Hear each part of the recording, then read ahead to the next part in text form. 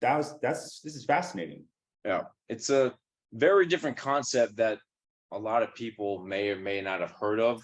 We can literally, I'll show you an example where I've designed one where they're going to put in a specific amount of money where they're going to get access to 90% access immediately like that of their money. So it's more of a savings alternative, an emergency fund, an opportunity fund. That's how we are using this. We're not competing with the markets. We're not competing with investing. This has nothing to do with investing, has everything to do with leverage.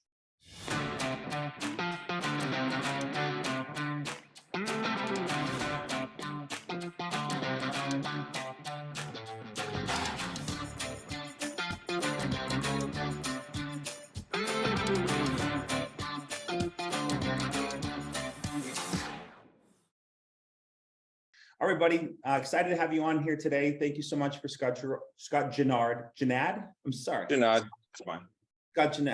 Scott G to be joining us today. He is FFL's exclusive senior retirement solutions infinite banking specialist. And this is a fascinating concept for people that qualify for this, that can qualify for a product like this. But being an insurance agent, being a licensed producer it gives you a lot of firepower, a lot of weapons, if you will, that can put you in a position where you can protect families at will. So excited to have you on today, Scott. Excited for everybody to learn, and excited for the Q&A after. People can ask you questions at will, and get a deeper dive into these products. Sounds good. I appreciate you. So thank you for your time, and I want to say thanks to Bridget and Navi over contracting with SRS team, on everyone in the SRS team. They've been fantastic. And also thanks to you and your team for giving me the opportunity to work with your agents and the agency to share with them what infinite banking is, and maybe a little bit more reality of what it is versus TikTok or social media, what they think it is, but we'll break it down to more simplistic manners so they understand exactly what infinite banking really is. So let's see here. So just go into it for you, and then anything Q&A could be after. Let me just go here. First and foremost, what I'll do is I'll do the presentation, which is about 10-12 minutes, little Cliff Notes version, and I try to usually make it interactive. So the presentation you're going to see here, I'll give to Brady in China. There's a link I created, like a quick link that agents can go and see some videos. There's also videos of this presentation, I believe, on the FFL AMS website that you may be able to get and watch, because if you learn and study this presentation I'm about to do, then you can just do it yourself, create your own slides, and kind of do your own presentations the same exact way. I haven't changed this for 1.5 years since we created this for all the agents. So, all right, so we'll go into it. First and foremost, if you want to know more about infinite banking, what I tell people is to get it from the guy that created it. And if you want to know the truth, just go get the book from Nelson Nash. It's called Becoming Your Own Banker, right? About 22 bucks online if you want to. Now, you want to know more about infinite banking, you might as well just get your foundation from the creator, because you're not going to go to a foot doctor if you have some heart problems, right? So why we listen to the Waka Flockas of the world, right? Let's get it from the source first. So just go on YouTube and just put his name in, Nelson Nash, infinite banking, and just get your foundation first of infinite banking from him before you start going into different things and watching different people about how they design it and what it is and what it isn't, right? Get your foundation. Now, understand infinite banking is not a product, okay? There is no IBC product that you can just grab off the shelf. And it is not an investment, okay? These are not investments when we're talking about infinite banking. You're gonna hear me say that a lot. It's not an investment. Now, infinite banking is really just a process. Now, it's a very different process that you may have heard or seen before in the past. It's got to be a specially designed and engineered dividend-paying whole life insurance policy, but not your traditional whole life like Dave Ramsey or Susie Orman talk about, right? $10 million of death benefit, you're paying X amount of dollars per month in premium. No, these have to be specially designed, but in order to meet the criteria to call it infinite banking, it must meet these three. One, it must be issued from a mutually owned insurance company, not a stock company that answers to shareholders for profit. Two, it must be issued from a mutual carrier that's been around over 100 plus years in business. And 3, it has to never once miss a dividend interest credit since inception for 200 years. I'm talking World War I, II, Great Recession, Great Depression, 9/11, 08, COVID. It doesn't matter. You're getting a credit every single year to the day you die because they haven't missed it for 200 years. Now understand, when you pay premium to a mutual company, you now become a part owner of that company, meaning you participate in the profit shares in the form of a dividend. So dividend by definition of, Dave Ramsey, Susie Orman is a return of my own money. I don't care. If the IRS tells me that that money is tax-free, just give it to me, right? The difference is with stock companies is they answer to shareholders for profit. So while we all get our ups and our downs and our 401ks, 403, TSP, brokerage accounts, whatever it is, who still gets their fat bonus checks at the end of the year? Those board members and CEOs? Not my money. My money goes to a company I now own a piece of. Now, you all have seen some of these famous people, Walt Disney, Ray Kroc and McDonald's, J.C. Penney presidents. I think everyone's heard of the Rockefellers, right? So now, what do these people have in common? Well, for 200 years, they have been using the banking functions that are inside of a whole life cash value policy. Now, the difference is when you pay a premium, for those that don't know or just new to insurance, when you pay a premium, a part of that premium goes towards the actual cost of insurance, and another portion goes to what they call cash value. So when you hear me say the words cash value, what I want you to associate that with is a savings account sitting in like Bank of America. They're just two different terms, but they mean the same thing. One's in a bank, one's in a life insurance contract, and that's what we call cash value, okay? I call it my new line of credit because I own 3 of these policies. So anyway, now, if you've never heard this term before, BOLI, bank-owned life insurance, or corporations do the same thing called COLI, corporate-owned life. See, we're not trying to change the narrative. We're really trying to do what these banks have been doing for quite some time, the major banks. Now, these banks, right, when it comes to BOLI, bank-owned life insurance, they can now put life insurance on their vice presidents and their highly paid executives. See, the banks are very smart. They know how these policies are designed, where they can pay a little bit of premium, but then load up a lot of extra cash into that VP's policy, where they can borrow money tax-free from that VP's policy to go buy every big building in every major city and charge people rent. And then when that vice president passes away, the bank reclaims all that money from the death benefit on their balance sheet tax-free. Now, I'm sure some of the money goes to the spouse or the child, right? But the majority goes right back to the bank. And this is all public knowledge. Anyone who wants to can go on FDIC.gov, and you will find that these banks put about 30+% of their money inside of these whole life cash value policies. So I don't know if you caught that, but I didn't say universal life or variable universal life or index universal life, which there's nothing wrong with those products. It's just a matter of they're different. You might make money this year, you might not make money. You just don't know. They're too hypothetical. And in order for these banks to get what they call tier 1 capital rating from the Fed, well, they have to have a certain percentage of their money set aside in guarantees for reserve. And the only places you get those guarantees are inside of whole life. So banks, they buy majority of it is in whole life, okay? Because they need that safety security because they can't take on the risk, or maybe something you may or may not make money. So banks buy whole life. I know a lot of TikTok and social media are trying to portray it as that, but it's not when you're looking at the picture. Anyway, just so everybody knows. Now, how do banks make money? I think you all know. They don't have money. They wait for you and I to make deposits. So when we make deposits, then the bank can loan it out to people like Grady or anyone else that wants to go ahead and buy a house or a car, or remodel, pay off some credit card debt. Okay, so we work our tails off to give the banks our money, and then they go ahead and lend it out. And at the end of the day, they're making anywhere between 500 to 1,300% on the sweat, backbone, and labor of what we do. Isn't that nice of them? We do everything. We give them our money. We get nothing, but they get to reap the benefits. That's what we bought. We bought that system for 50 years. That's what they sold us.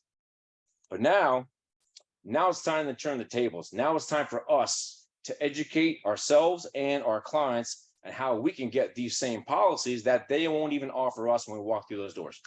Well, we can apply this same method, put some premium in there, load up some extra cash if we can, and then over time or recently, we can just borrow money to go buy a house or a car or remodel or pay off some credit card debt. And that's what I did. I took my money, put it into these policies, and then within the first few weeks, I was able to borrow out a big percentage of that tax-free to go pay off 5 credit cards. Now, the difference is when I take my money to pay that loan back off, I would be doing the same thing when I pay off American Express. So why would I pay American Express $800 a month at 28% when I can go ahead and make the same $800 to the life insurance policy loan because they're only charging me 5%. So now I'm the bank, and that spread that I would have been paying American Express, I'm not getting it for my policy. And that's how you become a bank, using this as leverage. Okay, pretty simple, I think. Now, that's the banking side of things. We're going to talk one-on-one personal because you and I are one of 2 different people. You might be the financiers. When you go down to a dealership, you go get a car for 5 or 6 years. And when you're making that payment, who do you pay that to? The bank or a dealership? And then at the end of 5 years, you got 50, 60, 70,000 miles on your car. You miss that nice leather smell coming in. Maybe you got those crumbs creeping up your ass. You just can't take it. I got to get another one. Can't take anymore. And we do this every 5 to 6 years. We borrow money from other people and give it right back. We get nothing. You might be the savers. And if you save your money, my dad was old school. So he taught me to save my money. And when I had enough money, now you can just pay for everything in cash. Now, the problem with that is when you pay for cash on that car, don't you have to replenish the money for your next car? So now you're spending your money, you got to replenish it, and you lose what they call the opportunity cost. So basically, you're losing the opportunity. Your money could be earning interest somewhere else at the same time. So you're either going to save your money and spend it, borrow from other people, institutions, and give it back and get nothing in return. Or we could finally teach and educate people what banks, corporations, wealthy people, and business owners have been doing for quite some time. See, they know how these policies are designed, where they can apply a little premium and load up some extra cash, and they can let that money grow and compound. And the key word here is uninterrupted. The money is never once, ever getting interrupted ever again. It's like an elevator that goes up, never stops at that floor, comes back down. It just keeps going. But how would you like to earn dividends every single year without any hesitation and borrow money tax-free from an asset that you're earning dividends on all borrowed funds and every addition you make into that policy? So now you're earning on borrowed funds and you're getting compounding interest throughout that time. That's how you leverage this asset. Now, I use a car because people drive. So let's make believe you got a car for $35,000 at 6%. If you're lucky to get that in today's interest rate environment, that's your payment. And at the end of 5 years, that car is going to cost you an extra $5,600 extra dollars. Now you have a depreciating asset, nothing in return, and you might have to get another car. Or we can teach and educate people how to get a specially designed and engineered whole life policy that we've been very successful at doing for this last year and a half for our clients. Or instead of using the $50,000 sitting in your account that you were going to go buy a car with, now we just reposition that money into a policy or an asset we've designed properly. And then within a few weeks, borrow that money right back out, $35,000, to go get that car. We can teach that and we can show that. But for this example, for all the agents, let's just keep it very simple. Let's take a 30-year-old, could be 40, 50, or 60. It doesn't matter. The age is irrelevant. But this person takes $10,000 and all they're doing is shifting it from Capital One into their new private bank that now they own. They're also going to pay $500 a month in premium, $6,000 a year. And over the course of the next 5 years, that money is going to compound and grow. And now in the 5th year, you can see in that little box under cash value is $37,000. So what I want you to understand is when I said that word cash value, that is like your new line of credit, like a home equity line of credit or like a savings account sitting in the bank. That is the money that you can now borrow from. That is your new line of credit. Now, I want to clear something up that everyone may or may not know, because social media has it wrong. When you're borrowing money like a 401k and you're paying yourself back with interest, it is completely opposite from life insurance. We are not borrowing our money. We are borrowing the insurance company's money. So this is how it works. In the 5th year, now she's ready to go get that car. Instead of using her $35,000 or withdrawing or surrendering, she's going to call Lafayette Life and she's going to ask them to send her $35,000 as a loan from their account, like she's asking Capital One. She's going to pay them the interest, just like she'd pay Capital One back the interest. And the reason why she's going to pay them the interest for the loan they gave them is so that they don't touch any of her money sitting in her cash value account. They're going to let her earn dividends on all of her money while she's paying back the loan to the insurance company. Is that simple enough? Maybe. I hope I can justify that later. So if we recall, if she was going to finance this car, she would have had to pay the dealership or a bank $676 a month for those 5 years. And if she spent her own cash, she'd have to replenish it. So now she's got to pay the $676 back to her savings account for her next car. If we can just teach and educate people now to get an asset like this, where they can borrow the money, pay the same $676 to the insurance company for lending us their money. Well, inside of her policy, she was earning those dividends every single year on her $37,000, and she made a $4,000 profit inside of her policy from borrowing OPM, other people's money, insurance company. And that's how you leverage this asset while you earn and borrow at the same time. Okay. Now you can do lifetime tax-free income with these whole life policies as well, with similar to the UL policies. I just like to show this so people understand you can do the same thing. Numbers may be a little different, but you can still do it. And people forget what happened back in 2009 when Time Magazine did this article about 401ks. Just so you all understand, 401ks were not meant for us, right? They're really meant for big time employers to write off millions and millions of dollars. See, I don't believe in an asset that you put money into. And then if you have an emergency prior to age 59 and a half, you're going to be paying a 10% penalty plus ordinary income tax on all that money. And every 2 weeks, we keep giving our money away. Guess what? Wall Street gets to play. Wall Street plays with my money. Government locks me into a contract. And then we all think we're getting that free money, right? Have you ever heard that before? We're getting our free money, match money, 3%, 5%, 6%. We're matching, it's free. Well, I got to ask, what happened to your free money in 9/11, in 2008, in COVID, and today? When you're losing 10, 20, 30%, and you got to make that back up, your free money is kind of gone money. So for me, and this is just my personal experience, I'd rather you keep your match, give me my money, let me go ahead and reposition it into an asset I own, I control, I can borrow from, and I can earn dividends for the rest of my life as I accumulate more money into it. That's the kind of asset I want, tax-free for retirement. Because you can either have $1 million today or a penny that doubles every day for 30 days. And this is the true nature of compounding. See, it's not day 1 or day 2 where that penny becomes, 2, it's day 30 where that 1 becomes 5.3 million. And in life insurance, where I teach you how to design it, it may not be year 1 or year 2. It could be year 5 or 6 or 7, where let's just say that same $6,000 a year premium gets the dividend, subtracts out some cost of insurance, and the increase you receive on your money is $6,600 that goes right into your account. Well, that's a 10% ROI. And that just keeps getting better every year. Because I think everyone understood what Albert Einstein talked about, the 8th wonder of the world, that they will finally understand and appreciate the true nature of uninterrupted compounding interest, and they'll earn it. But most people don't, and that's why we keep paying it. So that kind of concludes what that presentation is on how I do the slide. If you ever want to reach me, what I always say is, if you need an illustration, please go to Ask a Specialist, Infinite Banking. I'm happy to put an illustration for you, send it out, some materials.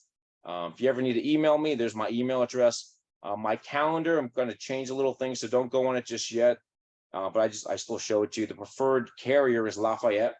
When it comes to contracting, first, please get with Grady or your admins or your VPs and let them put some stuff into SRS so that we all have this together. And we'll basically just go from there. And I got some more material coming later. So that was tremendous. It's like, okay, so So let me just flashing back. They took the 10 grand. So it's almost a partial delayed gratification, right? The goal is to get to the 37,000. I've got some savings of 10, but I'd like a $40,000 car. So let's take the 10, let's put it in, let's make $6,000 a year payments. There was a death benefit attached of 300 Yes. plus $1,000. So, 500 for a $300,000 death benefit on a pretty much a permanent policy at, a younger age was a phenomenal return. And then, so please color this up, but then you get to 37,000 year 5. Now you can borrow from yourself, pay yourself back, you still get the car. That's, and then how big a purchase do you want to make? Is it a small purchase? Is it a car? Is it a very big purchase? Is it a business investment? What are different things you want to do? So this is fascinating. Yeah, it's a very different concept that a lot of people may or may not have heard of. The reason why because I know I'm going to get this question, I might as well just answer it right now at the bat. A lot of the questions I may get, or some of the, illustrations that they want is, hey, I have one for an IUL. Can you please give me a whole life IBC so I can compare them? Number one, you can never compare an IUL illustration from a whole life. They are completely two different products. The IUL structure is really meant like a 401k alternative, right? Like a set it, forget it. It's going to earn X amount based upon the performance. You're going to get tax-free income for the rest of your life. That's more of like an investment alternative, let's say. Infinite banking is more of what it says. It's banking. It's a savings alternative. Completely two different products. One gives you liquidity because there's no surrender schedule with the whole life, like there may be with an IUL, depending upon which carrier you run with, right? So you're not going to go ahead and put $10,000 a year in premium to an IUL and expect to get 80-90% of that money back out as a loan the first year. It won't work, right? In the whole life structure, yeah, we can literally, I'll show you an example where I've designed one where they're going to put in a specific amount of money where they're going to get access to 80-90% access immediately, like that, of their money. So it's more of a savings alternative, an emergency fund, an opportunity fund. That's how we are using this. We're not competing with the markets. We're not competing with investing. This has nothing to do with investing, has everything to do with leverage. If I can coin phrase, it'd be like leverage insurance, because that's really all we're doing. We're leveraging an asset exactly like a house. If you can think about a home and this type of program, it's identical. Where if you have a home right now and it appreciates in value, you can apply for a home equity line of credit where you can go ahead and fix your bathroom or your kitchen up. So if you get a line of credit from Bank of America for $50,000 and you take 15 to go fix your bathroom first, then you can only borrow $35,000 left, right? Yeah. So that's your line of credit. The difference is when you pay the bank back, you're paying them back with late fees if you're late and interest. You're not getting anything. The difference is if you have 50,000 built into a line of credit that you pay in a premium and some extra cash and the paid up additions, and you borrow the 15,000, how would you like to borrow the 15,000, still earn a dividend interest credit on the 15,000 while you're paying a loan back and you're still fixing up your kitchen? That's the beautiful part. So you're earning while you're borrowing and you make the payment schedule the way that you can. So it's a pretty good situation. So for some clarity, it's insurance based. So if there's health parameters. Yes. So these are going to be, what is these are not simplified, right? So these are going to take a little bit longer than your simplified. These are going to take a little bit longer than the IUL structure, let's just say, because there are two different types of mechanisms that go around with it. Now, these are fully underwritten. So it takes anywhere between 45 days to 60 days. And I'm trying to work to squeeze it shorter if I can. There's going to be blood, urine, nurse comes out to test for that. They're going to check for anything: smoking, nicotine, vaping, marijuana, cannabis, THC, gummies. It doesn't matter. They're going to find it. So I tell the client and I prepare them first before we waste our time, right? Tell them everything, kind of scaring them into it, but also scaring them out of it. Because if they don't qualify, they don't qualify. Yeah. They're also going to check your MVR, which is a motor vehicle registration, for anything related to DUIs, revocations, suspensions, misdemeanors. And trust me, if you're 34 years old today and at 18 years old, you did a breaking and entering, they're going to find it. So don't lie, because the question is, have you ever? Got it. It's not that they're going to deny you. They'll deny you for lying. But if you say, that they were stupid, they did something silly in a cover letter, then they'll still get approved, right? You just got to be honest and open. They're going to order your doctor records the last 3 years if they have a doctor. Going to do a prescription check. And the question is not, hey, Grady, what prescriptions are you currently taking? And you go, nothing. It's, let me rephrase that question. What prescriptions are you prescribed that you decided you didn't want to take for the last 3 to 5 years, right? Because it's going to show on your report. Yeah. That's really how we answer that question for them.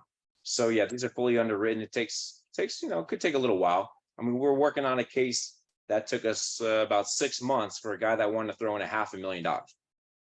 So everything is related to how much they can put in and the minimum requirement under the modified endowment rules, the 7-pay MEC test. So if you want to, I can either answer some questions, or I can just go into an illustration, or half and half, however you want to do questions, and then I would love that. One just to comment on what you said about the MVR and breaking and entering at 18 and making mistakes. What a lot of people don't understand is that insurance companies, they're looking at your health, but they're also judging your character. Like, how likely are you to be stupid and do something to die? And we can come down, and yes, Janine gets money from her mom, Betty, and Dolores is protecting her son, Timothy, whatever. But the reality is they're making math assessments on the likelihood of they have to pay out this death claim. And so if you got a DUI when you were 22 because you're stupid and drove home after drinking, whatever, you lie about it, versus I'm a 32-year-old man with 2 kids and a wife I've been married to for 12 years, and I go to church 3 times a week, and I have 6% body fat. I made a mistake when I was a kid, and I don't plan on doing it. I've blah blah blah blah. Written on a professional letterhead, right? Because agents will be like, "Hey, can you get me contract with this carrier?" And they like write it in crayon with their toes, like on a yellow scratch pad, and like take a picture of it with their flip phone and send it to me and go, "Hey, send this off to Bobby Bridges and see if you can get me America." And I'm like, grow up. The more mature you act in engaging with these companies that are judging your health and you as an agent, and they're judging your character, the greater likelihood you have of that an underwriter going, we'll take a shot on this guy. So just color that up.